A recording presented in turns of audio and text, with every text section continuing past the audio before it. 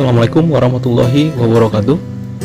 Bertemu kembali di pertemuan kelima kita, mata kuliah manajemen risiko. Tema kita kali ini adalah risk assessment. Teman-teman boleh memahami kembali apakah yang dimaksud dengan assessment. Secara sederhana, assessment dapat kita artikan sebagai proses atau penentuan nilai kepada objek tertentu berdasarkan kriteria tertentu, sehingga kita bisa ambil kesimpulan sederhana, risk assessment itu merupakan proses memberikan atau menentukan nilai risiko tertentu berdasarkan kriteria risiko yang kita inginkan atau kriteria risiko sesuai standar manajemen risiko. Mari kita lihat pentingnya risk assessment di dalam sebuah organisasi. Pada materi-materi sebelumnya kita sudah mengetahui bahwa pengenalan risiko dan peringkat risiko itu bersama-sama membentuk komponen penilaian risiko, dan hal tersebut merupakan proses awalan dari manajemen risiko. Tetapi dengan adanya risk assessment, kita mengetahui bahwa risk assessment ini melibatkan pengenalan risiko dan peringkat risiko yang sudah kita pelajari sebelumnya, untuk kemudian akan menentukan risiko signifikan yang dihadapi oleh organisasi, proyek, ataupun strategi dalam rangka mencapai tujuan yang kita tetapkan. Hal tersebut bisa kita lihat dari British Standard 31100, di mana sebagai keseluruhan proses risiko identifikasi, analisis risiko, dan evaluasi risiko itu tergandung di dalam risk assessment. Oleh karena manajemen risiko itu merupakan inputan ke dalam fokus dari strategi suatu perusahaan dan bertujuan dalam meningkatkan keputusan yang akan diambil, maka risk assessment itu menjadi bagian penting dalam inputan manajemen untuk memutuskan formulasi strategi apa yang akan diterapkan. Walaupun kita ketahui bahwa risk assessment ini menjadi vital ataupun sangat penting di dalam manajemen, tetapi risk assessment ini hanya akan berguna apabila dimasukkan ke dalam komponen keputusan atau digunakan untuk mengidentifikasi risiko respon apa yang kita akan lakukan akibat dari penilaian risiko yang kita lakukan sebelumnya, atau bisa kita anggap sebagai starting point dalam menentukan proses manajemen risiko. Mari kita perhatikan studi kasus bagaimana penerapan dari risk assessment.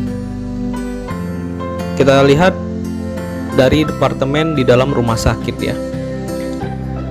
Di dalam rumah sakit ada departemen kesehatan dan safety, di mana objek studi kasus kita kali ini adalah mesin X-ray.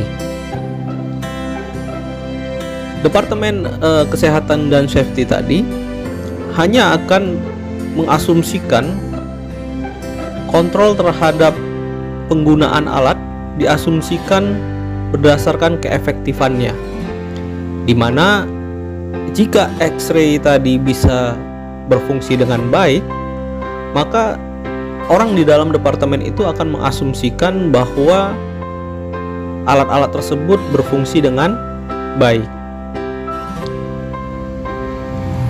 Tetapi apabila ada departemen lain, contohnya internal auditor, maka dia akan melihat dan memperhatikan bahwa mesin X-ray tadi menjadi sangat penting di dalam sebuah proses kegiatan tersebut, sehingga sebelum mesin X-ray tadi digunakan ataupun berfungsi, internal audit akan melihat terlebih dahulu apa saja inspeksi yang sudah dilakukan terhadap mesin X-ray tersebut.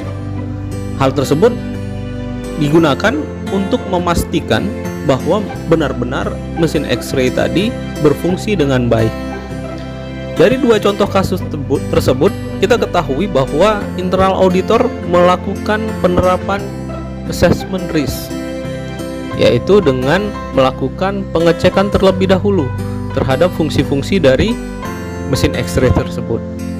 Ini adalah implementasi dari manajemen risiko di dalam proses kegiatan sehari-hari atau kegiatan bisnis demi terlaksananya tujuan dari perusahaan. Sebenarnya ada banyak pendekatan yang kita bisa lakukan ketika kita merencanakan untuk melakukan risk assessment.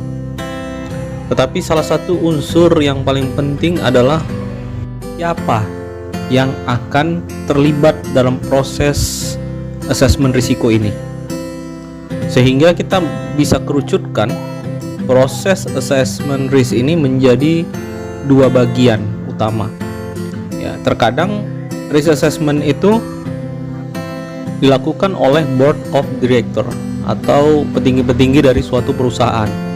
Kemudian mereka menyerahkan performansi penilaian risiko tadi kepada manajemen di bawahnya. Kita kenal dengan top down approach. Atau bisa kebalikannya, risk assessment tadi digunakan atau dilakukan oleh staff dan lokal departemen dari manajerial yang biasa kita kenal dengan pendekatan bottom up. Masing-masing approach tadi memiliki kelebihan dan kelemahannya sendiri-sendiri. Hal itu dikarenakan objek yang melakukan proses assessment tadi. Pada top down approach, yang menjustifikasi risiko tadi adalah CEO, sehingga proses melihat risiko itu berdasarkan point of view dari CEO tadi. Hal ini akan menyebabkan penilaian risiko itu tampaknya lebih luas, dan untuk bagian-bagian tertentu menjadi abu-abu atau tidak terlalu terlihat signifikan. Kemudian karena CEO ada target tertentu yang harus dicapainya, maka CEO juga melihat sisi lain dari organisasi atau eksternal. Hal ini akan mempengaruhi justifikasi risiko oleh para CEO. Sebaliknya, dari sisi down to top approach, di mana para pelaksananya adalah staf ataupun manajemen yang terkait benar dengan kegiatan operasional. Penilaian risiko yang dilakukan bisa jadi spesifik, tetapi hal tersebut hanya akan berlaku pada operasional tertentu saja. Dengan kata lain, kita membutuhkan banyak sekali penilaian terhadap nilai operasional lainnya. Hal ini justru akan membuat sulitnya manajemen risiko karena banyak sekali item yang harus diperhatikan. Nah, kita pahami bahwa setiap pendekatan tadi memiliki plus dan minusnya masing-masing, sehingga ada kemungkinan kita akan melakukan combine atas dua pendekatan tadi.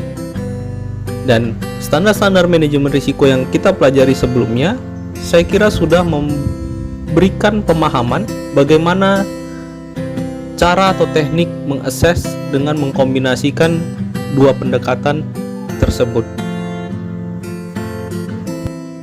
Baik, kita akan membahas teknik-teknik dalam risk assessment. Teknik pertama yang kita gunakan adalah kuesioner. Kuesioner merupakan pengumpulan informasi untuk pengakuan atas risiko yang signifikan dalam bentuk kuesioner. Kita akan bahas kelebihan dan kekurangannya. Kelebihan dari kuesioner adalah struktur yang konsisten sehingga menjamin keterlibatan yang lebih besar oleh para stakeholder. Kelemahannya adalah kuesioner melakukan pendekatan yang kaku sehingga beberapa risiko mungkin terlewat. Kelemahan berikutnya adalah pertanyaan didasarkan pada pengalaman oleh orang yang terlibat dalam proses kuesioner tadi. Teknik berikutnya adalah workshop dan brainstorming. Workshop dan brainstorming ini adalah proses pengumpulan berbagai ide terkait dengan pembahasan bagaimana tujuan organisasi akan tercapai dengan memperhatikan risiko yang ada di dalamnya. Kelebihan dari model ini adalah yang pertama, konsolidasi dapat dilakukan dengan baik oleh semua pihak yang berkepentingan. Karena prosesnya adalah mengumpulkan sampel tadi, kemudian melakukan brainstorming. Yang kedua adalah dikarenakan prosesnya dilakukan pada saat bersamaan, maka interaksi yang lebih besar akan dihasilkan sehingga muncul ide-ide terhadap risiko-risiko itu menjadi lebih besar. Kelemahan dari metode ini adalah yang pertama, adanya kemungkinan dominasi oleh manajemen yang lebih senior. Yang kedua, masalah bisa jadi terlewati jika kita melibatkan orang yang keliru di dalam proses brainstorming tadi. Teknik ketiga dalam risk assessment adalah inspeksi ataupun audit, yaitu proses di mana pengecekan tempat dan kegiatan yang berhubungan dengan sistem dan memiliki risiko inheren di dalamnya. Kelebihan teknik ini adalah yang pertama, bukti fisik opini dasar itu terpenuhi karena pengecekan langsung dilakukan on the spot. Yang kedua adalah pendekatan audit ini menghasilkan struktur yang lebih baik dari teknik apapun karena ada form-form ataupun bentuk-bentuk yang dipenuhi pada saat proses audit dilakukan, sehingga kemungkinan risiko-risiko yang ada di dalamnya itu terinformasi dengan baik. Tetapi teknik ini juga memiliki kelemahan-kelemahan dasar, di mana inspeksi ini hanya paling cocok digunakan untuk risiko yang tipenya adalah hazard atau risiko bahaya. Teman-teman boleh ketahui bahwa pada risiko tipe bahaya, inspeksi sangat mutlak dibutuhkan. Tapi ini di satu sisi menjadi kelemahan, karena apabila digunakan kepada risiko-risiko, contohnya risiko peluang, ini menjadi tidak baik. Kelemahan berikutnya dari teknik ini adalah pendekatan audit ini cenderung pada fokus pengalaman dari si pengaudit, sehingga apabila yang mengaudit itu tidak memiliki pengalaman yang cukup, maka ada kemungkinan auditingnya banyak yang terlewatkan, terutama untuk risiko-risiko yang sebenarnya lebih penting.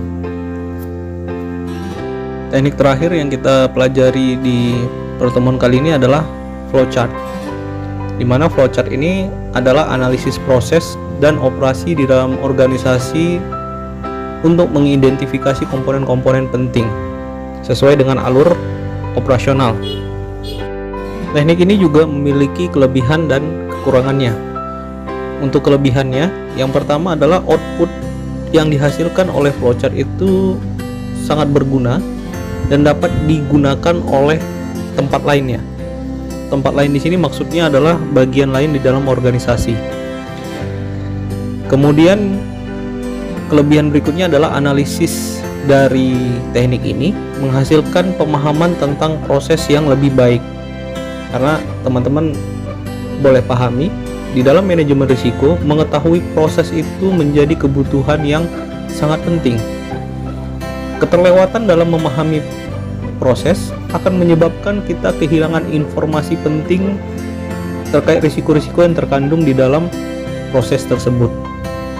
Kemudian kelemahannya adalah yang pertama, sulit digunakan untuk mengidentifikasi risiko yang strategik.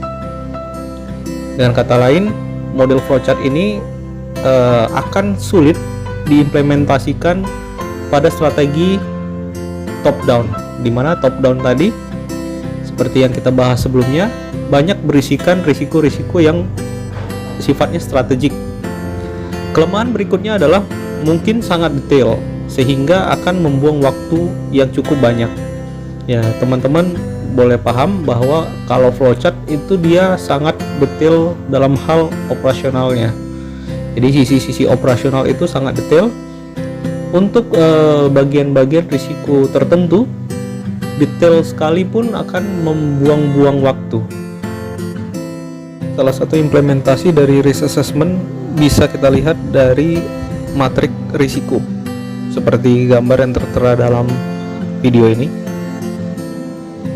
Matriks risiko di gambar kita kali ini terdiri dari likelihood dengan impact atau singgungan dari kedua belah item tersebut. Mari kita bahas persepsi risiko terhadap kedua bagian tersebut. Yang pertama adalah likelihood. Likelihood ini kita definisikan sederhana sebagai tingkat, jumlah, atau frekuensi dari kejadian risiko dalam periode tertentu. Kemudian likelihood ini akan kita bagi setidaknya menjadi 4 bagian utama. Yang pertama adalah unlikely. Unlikely ini bisa kita ibaratkan terjadi 2 atau 3 kali dalam kurun waktu 10 tahun di dalam organisasi. Kemudian yang kedua itu possible. Ini diidentifikasikan sebagai kejadian 3 kali selama waktu 10 tahun, atau dianggap memiliki kemungkinan yang wajar terjadi di beberapa tahun ke depannya. Item ketiga adalah likely. Ya, likelihood-nya adalah likely, di mana pada item ini risiko dapat terjadi lebih dari 7 kali selama 10 tahun di organisasi atau di organisasi yang serupa, atau keadaan seperti itu bahwa mungkin terjadi dalam beberapa tahun ke depan. Dan yang keempat adalah almost certain, di mana likelihood-nya itu terjadi 9 atau 10 kali dalam 10 tahun terakhir, atau setiap tahun risiko ini muncul di dalam organisasi atau di organisasi serupa yang kita teliti. Kemudian di dalam matriks itu selain likelihood ada impact atau severity. Nah, impact atau severity ini kita identifikasikan sebagai dampak risiko terhadap operasional atau kegiatan organisasi dalam mencapai tujuan organisasi. Impact atau severity ini kita akan bagi setidaknya ada 4 bagian.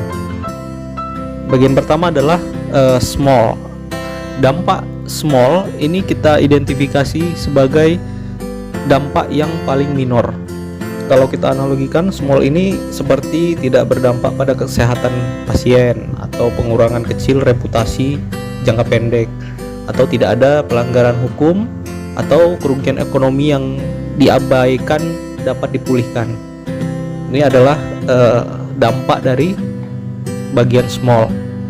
Kemudian yang kedua adalah moderate atau sedang, ya. Kita mengidentifikasikannya sebagai dampak sementara yang kecil. Contoh-contohnya adalah yang pertama, pengurangan kecil dari reputasi yang dapat mempengaruhi kepercayaan tetapi hanya dalam waktu singkat saja, atau pelanggaran hukum yang mengakibatkan kita diberi peringatan, atau kerugian ekonomi yang kecil tetapi ini dapat pulih. Kemudian bagian ketiga adalah severe, ya. Severe ini kita identifikasikan sebagai risiko berat, atau contoh-contohnya adalah dampak serius bagi kesehatan, contohnya ya, atau kehilangan reputasi serius yang akan mempengaruhi kepercayaan dan rasa hormat untuk jangka waktu yang cukup lama. Kalau dalam pelanggaran hukum ini dapat menghasilkan hukuman akibat pelanggaran hukum. Kalau dalam ekonomi, kerugian ekonomi besar yang tidak dapat dipulihkan dengan cepat, itu adalah severe. Kemudian bagian keempat dalam impact adalah katastrofik. Katastrofik ini kita masukkan ke dalam level bencana. Ya, kalau kita ibaratkan dalam kesehatan, bencananya adalah kematian atau penurunan kesehatan yang cukup signifikan secara permanen. Kalau kita anggap dari reputasi, ini berbentuk kerugian reputasi yang sangat serius dan menghancurkan kepercayaan konsumen terhadap produk kita. Kalau di dalam hukum, ini adalah pelanggaran berat. Kalau dari sisi ekonomi, ini merupakan kerugian ekonomi yang cukup besar dan tidak dapat dipulihkan kembali. Nah, bagian-bagian tadi, kalau di dalam matriks tadi adalah hubungan antara likelihood dengan impact-nya. Bisa jadi impact-nya kecil, ya, impact-nya small, tetapi sering terjadi atau likelihood-nya sering terjadi, maka posisi dia bisa menjadi bahaya juga. Setelah melihat matriks risiko tadi, ada hal yang perlu kita bicarakan lebih lanjut, yaitu bagaimana tentang persepsikan risiko atas impact-nya, ya. Atas impact-nya ini penuh dengan persepsi, dan kalau kita bicara tentang persepsi, maka ada faktor-faktor yang mempengaruhi dari persepsi kita menentukan risiko tadi, terutama di bagian impact tadi, ya. Salah satu yang mempengaruhi persepsi dari risiko adalah pengetahuan kita terhadap organisasi. Hal itu termasuk dengan pengetahuan kita terhadap operasionalnya, ataupun pengetahuan kita terkait dengan ilmu ataupun teori-teori terkait operasionalnya. Ini sangat mempengaruhi persepsi kita terhadap risiko tadi. Pandangan yang berbeda tentang pentingnya risiko ini bisa hadir pada tingkat yang berbeda di dalam organisasi, sehingga pada level yang lebih senior, kemungkinan risk responnya itu menjadi lebih besar, karena senioritas artinya memiliki pengalaman yang lebih banyak ketimbang yang lain, dan ini dalam mengidentifikasikan persepsi risiko menjadi satu hal yang penting. Kemudian, bagaimana kita mengidentifikasi kontrol kritis dari risiko? Ini dengan cara latihan mengidentifikasi risiko-risiko yang kritis.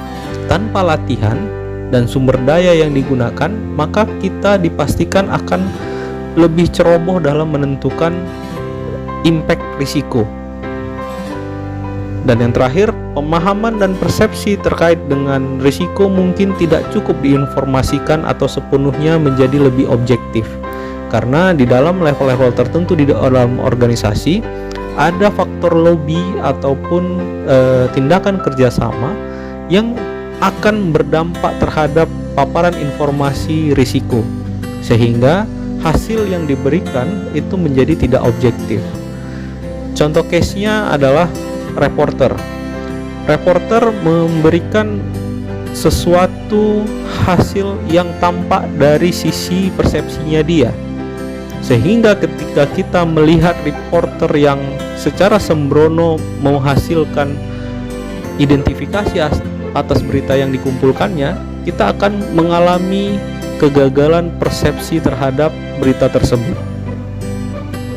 Dan sebaliknya, apabila reporternya sudah memiliki pengalaman yang baik dalam mengidentifikasi berita tersebut, kita dengan mudah memahami atas persepsi yang diberikan oleh reporter tersebut. Kita akan masuk ke dalam klasifikasi risiko. Nah, di dalam video ini setidaknya kita akan membagi klasifikasi risiko menjadi 3 bagian utama. Yang pertama adalah short term risk. atau risiko jangka pendek, di mana risiko jangka pendek ini memiliki kemampuan untuk mempengaruhi tujuan dan ketergantungan utama dari proses inti, dan dampaknya itu langsung dirasakan. Risiko-risiko tersebut dapat menyebabkan gangguan terhadap operasi pada saat itu juga, sehingga risiko jangka pendek sebagian besar merupakan risiko-risiko bahaya, meskipun hal itu tidak selalu terjadi. Risiko ini biasanya terkait dengan peristiwa yang mengganggu dan tidak direncanakan, tetapi juga dapat dikaitkan dengan pengendalian biaya dalam organisasi. Risiko jangka pendek ini juga biasanya berdampak pada kemampuan organisasi untuk mempertahankan proses inti yang efektif dan efisien berkaitan dengan kontinuitas operasional. Ada kebutuhan untuk mengurangi risiko pendek tersebut agar kontinuitas operasional dapat berjalan dengan baik. Klasifikasi berikutnya adalah risiko jangka menengah atau medium term risk. Risiko ini memiliki kemampuan untuk berdampak pada organisasi setelah penundaan peristiwa jangka pendek. Biasanya dampak dari risiko jangka menengah ini tidak akan terlihat langsung, tetapi akan terlihat dalam beberapa bulan atau paling lama dalam kurun waktu 1 tahun setelah risiko terpapar. Risiko jangka menengah biasanya berdampak pada kemampuan organisasi untuk mempertahankan proses inti yang efektif dan efisien berkaitan dengan pengelolaan taktik, strategi, proyek atau program perubahan lainnya. Risiko jangka menengah ini sering dikaitkan dengan kegiatan proyek atau peningkatan atau pengembangan, di mana kebutuhan untuk mengelola risiko jangka menengah ini menjadi sangat urgent dibutuhkan. Klasifikasi terakhir adalah risiko jangka panjang atau long term risk. Risiko jangka panjang ini memiliki kemampuan untuk berdampak pada organisasi beberapa saat setelah peristiwa itu terjadi. Biasanya dampak dapat terjadi antara 1 sampai dengan 5 tahun dari paparan risiko terjadi. Risiko jangka panjang ini biasanya berdampak pada kemampuan organisasi untuk mempertahankan proses inti yang berkaitan dengan pengembangan strategi ke depannya. Strategi yang efektif dan efisien. Ini sangat berhubungan dengan apakah organisasi itu akan growth atau tidak. Risiko ini sering dikaitkan dengan strategi, tapi klasifikasi risiko tidak boleh diperlakukan secara eksklusif terkait dengan manajemen risiko peluangnya. Risiko ini berpotensi merusak strategi dan keberhasilan implementasi dari strategi tersebut, dan dapat berpotensi menghancurkan nilai dari operasional dan taktik ke depannya. Tetapi meskipun risiko jangka panjang dapat merusak organisasi, ada kebutuhan untuk merangkul risiko tersebut, karena di dalam risiko long term risk ini terkandung risiko peluang. Sebelum kita masuk ke kapasitas risiko, mari kita perhatikan beberapa hal di mana ada beberapa aspek yang ternyata penting ketika sebuah organisasi itu memutuskan bagaimana risiko yang harus diambilnya. Pendekatan yang berbeda untuk pengambilan berbagai jenis risiko tersebut adalah hal yang wajar di dalam suatu organisasi. Misalkan risiko bahaya ini akan menimbulkan toleransi terhadap bahaya. Sedangkan risiko pengendalian ini akan menimbulkan pengendalian penerimaan risiko. Serta risiko peluang ini akan menimbulkan selera investasi oleh organisasi. Sehingga kita ambil kesimpulan secara keseluruhan organisasi akan memiliki exposure risiko total. Ini berarti jumlah dari total risiko yang diambil oleh organisasi dalam 3 kategori risiko sebelumnya, yaitu risiko bahaya, risiko pengendalian, dan risiko peluang. Bagaimana dengan risiko kepatuhan? Khusus untuk risiko kepatuhan, organisasi ini akan berusaha meminimalisir risiko kepatuhan, sehingga akan dibuat sebuah kontrol kepatuhan yang tertanam di dalam proses inti organisasi. Contohnya adalah SOP. SOP itu kan pasti tertanam di dalam struktur organisasi yang tujuannya itu cuma meminimalisir risiko kepatuhan. Kita sudah memahami bahwasanya ada yang dimaksud dengan risiko yang diambil oleh organisasi. Kita menyebutnya kemudian adalah sebagai exposure risiko, di mana exposure risiko ini dimaksudkan adalah risiko aktual yang diambil organisasi dan mungkin tidak sama dengan selera risiko yang diinginkan oleh dewan organisasi atau stakeholder. Ada juga ukuran yang penting akibat dari exposure tadi.